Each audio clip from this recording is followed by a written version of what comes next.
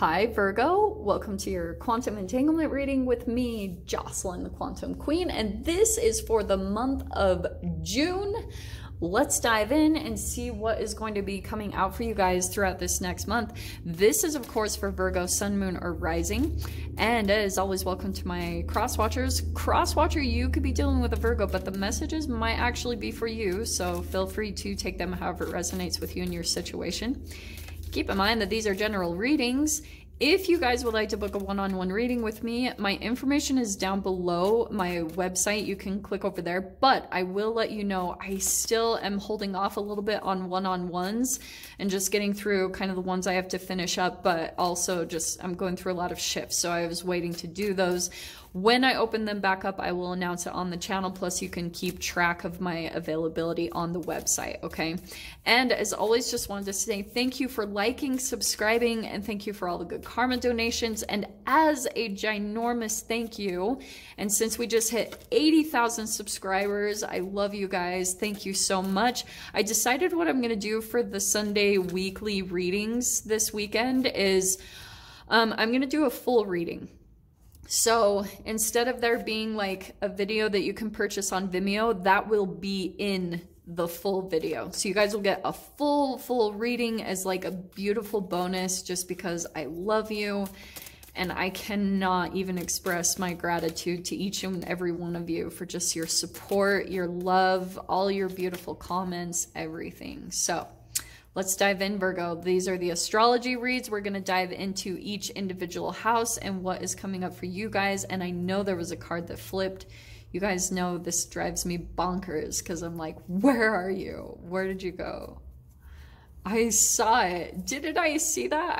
Maybe I'm going crazy. Virgo. Maybe not. I swear. And now I'm wasting too much time doing this. Okay, well, I swear there was a card that flipped over. If I see it, then I'll grab it. Okay. So let's see what comes out for you guys. There it is. I knew it. Okay. Oh, wow. So the first card popping out for you, Virgo, is the World card. The way you see yourself this month is like just completion. I feel as though there's like some type of almost closure that you're receiving, that you're like, this is done. You're feeling fulfilled in something that maybe it's something that you're doing with yourself. You're just feeling like you're back to yourself. You're feeling complete. You're feeling like you're back in your own energy. Oh, and by the way, for those of you that can't see this, this is a brain. This is my little sculpture of a brain. And I can't tell if you can see the details of it yet. I'll have to see how the videos turn out. But anyway, that's why I wanted to do this, because we're going to talk about brain chemical releases and how it affects every single area of your life, how all of it is entangled down to this one piece of you. So here you are feeling complete. Watch what like lights you up. Watch how much your energy lifts in your brain chemical releases and everything, and that you shift reality. So that's how you're doing the ultimate chapter close, is by feeling some type of freedom and completion, maybe from a certain relationship or just from you even being able to manifest and conjure up freedom in the worst of circumstances. Nothing is more powerful than that. Nothing, I swear. In your second house, we've got the Sun, or the Knight of Swords, and that's your money house. So I feel as though you guys are going to be receiving a lot of truths. Like there could be a lot of realizations or things that come to you or happen about your finances or something connected with money. And it's helping you to move forward. So there could be something that you felt was kind of unclear about your finances. That's clearing up, and now you're able to move forward with other things that you had planned, but you were almost like waiting on something to happen. You're receiving truth or clarification on that, and now you're able to move forward in a positive direction, okay? In your third house, we've got the Five of Wands. So that's a part of the retrogrades. I feel like this is communication. There could be someone that you're communicating with that there could be some random conflict that comes up, or just like competition or rivalry, or like who's right, that opposing energy of I'm right, you're wrong. do anything you can to avoid that. I know especially you guys might already be in that environment where you feel like there is competition, that you're kind of the only one standing up to a group or an environment that you feel like is against you. That's that energetic reflection of something inside of you that is separate. You know, like free radicals and things like that. That's why I talk about them so much, because there's something internally at the cellular level going on there where you feel the separation, okay? In your 4th house, we've got the Hermit card, and that is your house of home. So I love this because that's your own card, actually. So I feel like when it comes to your home, either you guys are like doing a lot of reflection, or you might be going hermit mode. You might be, during this next month, like feeling you're going a little bit more internal, or you're just having a lot of moments that are just really deep and reflective. I can see that. And it's probably because of this, that there's something significant ending. And so you're almost needing a little bit of time to adjust in your consciousness, to let your energy even out. That, and it could be in regards to this communication that's coming in, that you might even be able to see, like have kind of certain glimpses to the future of that this is going to shift, that this is going to change, and it's helping to calm you down, especially being in your home. Like you're just feeling like, maybe even in regards to family, you could be going a little bit hermit mode and just really getting intense in your own energy, because you might be preparing, if we're going to jump to the World card, you could be preparing for a huge shift there. That maybe it's travel, maybe it's a relocation, or there's just something big there that you're preparing for. And so here you are going within, finding like all your own energy to see what's going on really down at the surface, because eyeballs open. You almost need all of your attention and awareness open to what's coming up ahead of you. I keep getting that. That's really interesting. You've got the Lovers card coming in to clarify the 5th house. So this actually could be an interesting connection coming in. This can be love affairs. If this isn't an actual person coming in, it could be a Gemini. You also could be lining up with your own, like just feeling in love with your life again. Feeling like you're doing your thing. And especially this can be creativity, hobbies, sports. That's where you're going to be feeling like, yeah, like back in your own energy, back in your own groove. You're like, yes, this is my freaking jam. And that's what's energetically lighting you back up again, like just restoring yourself. And that's going to affect every other area of your life, and also help you to put some things to a completion over there, okay? You've got the Knight of Wands coming into your 6th house, your own house, the Virgo house. Could be a fire sign that you're dealing with.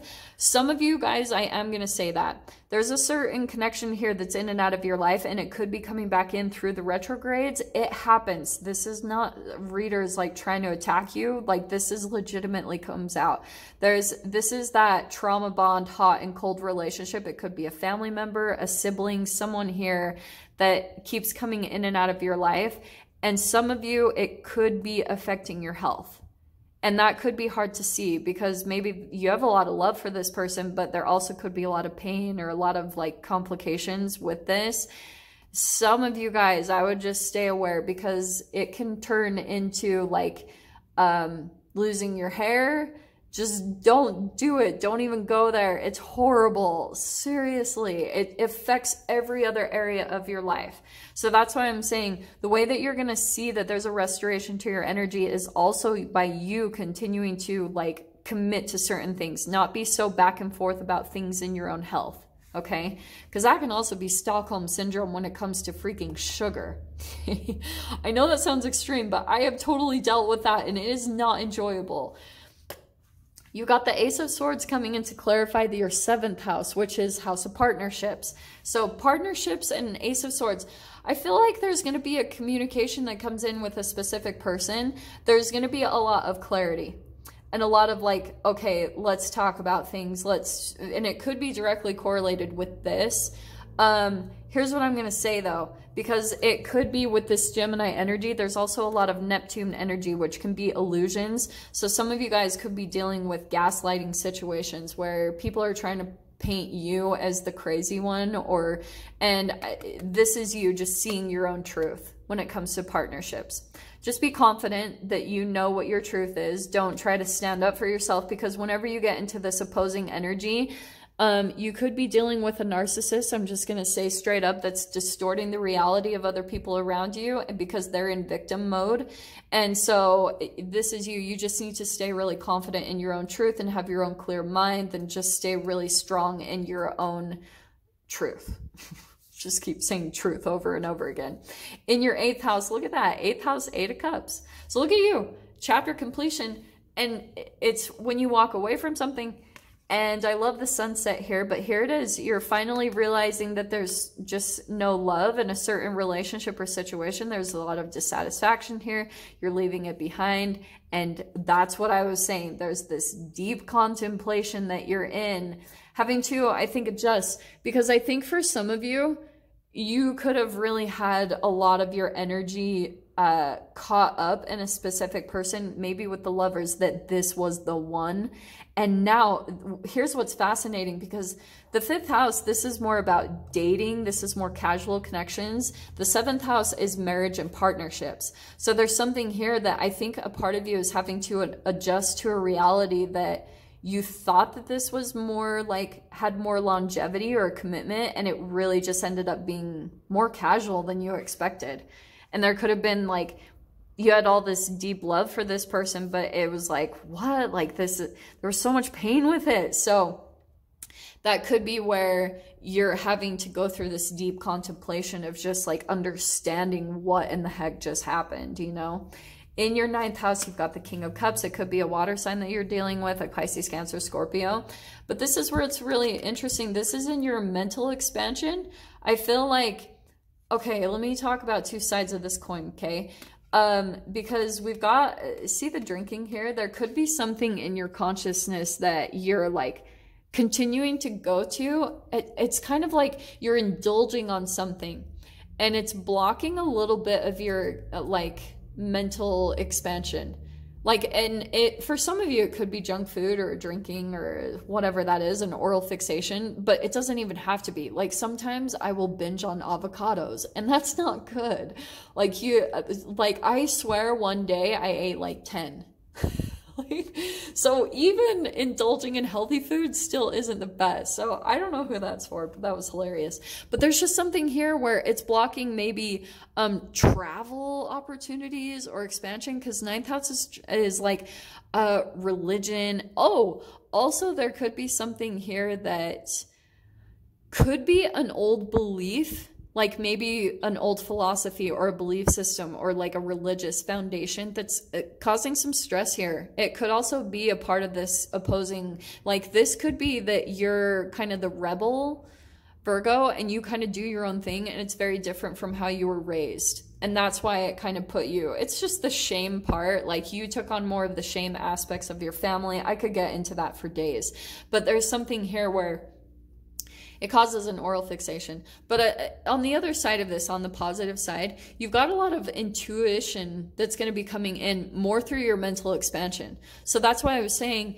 take a look at some of your habits and see if they're affecting your consciousness, because there could be some like intuition that's coming into you that will help you to see something beyond what you're able to see. The moon is something that can't be seen. In your 10th house, we've got the 6 of Cups. Oh, I love this. Okay, so this is the house of career. I want to say that for some of you, there could be an old job idea coming back. If you guys are wanting to switch jobs, you might either have an old boss reach out to you about coming back to the job, or you could be having an old idea that you wanted to start for a career that's coming up for you to actually take a look at and to try to get it moving in that direction, because it would bring you a lot of fulfillment here. Okay, and yes, we've got the Sun card in your 11th house. Yes, some of you guys could be out in the spotlight, or you're working towards that. There could just be something where you're getting recognition, and it could be with a specific connection here with the lovers straight across, but there's like beautiful connections that are coming in. And I would say, because this is wish and dream fulfillment, go spend time in the sun, because it might open up energetically you receiving the direction to whatever your wish and your dream is. But you've got to open up that energy. You've got to be the one that feeds your electrons with the photons of light to open up that energetic vortex, so that you know what to leave behind and what to go in the direction of for this chapter completion.